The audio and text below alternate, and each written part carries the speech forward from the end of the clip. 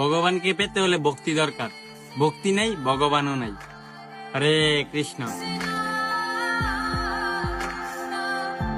শাস্ত্রে বলা হয়েছে রথযাত্রা দর্শন মাত্রই সর্বপাপ বিনাশ হয়।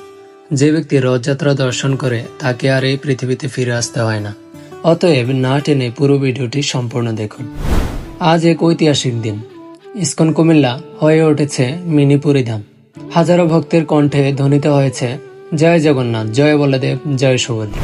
আজ ছিল সেই মহাপবিত্র রথযাত্রা, যেদিন ভগবান নিজে রথে চড়ে বের হন ভক্তদের দর্শন দিতে।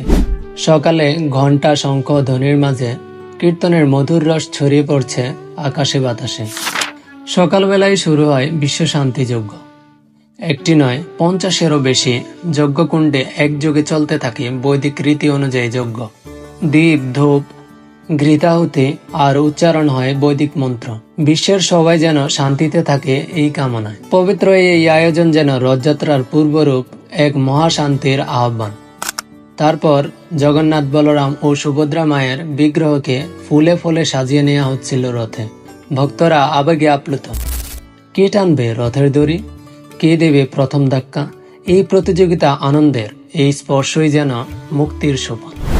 একসময় রথের চাকা ঘুরে ওঠে, চারদিকে জয়ধ্বনি হচ্ছিল হরে কৃষ্ণ মহামন্ত্র। শহরের রাস্তায় রথ চলতে শুরু করে।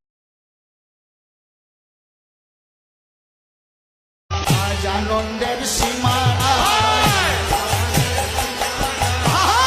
আনন্দের সীমানা বলে নিরানন্দ দূরে গেল আনন্দের সীমানা।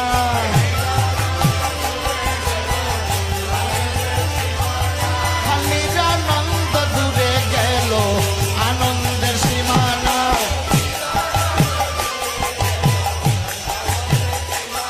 আজ সীমানায় সীমানায়, আজ সীমানায় সীমানায় নিরানন্দ দূরে গেল ওই সীমানায় সীমানায়। বলে নিরানন্দ দূরে গেল ওই সীমানায় সীমানায়।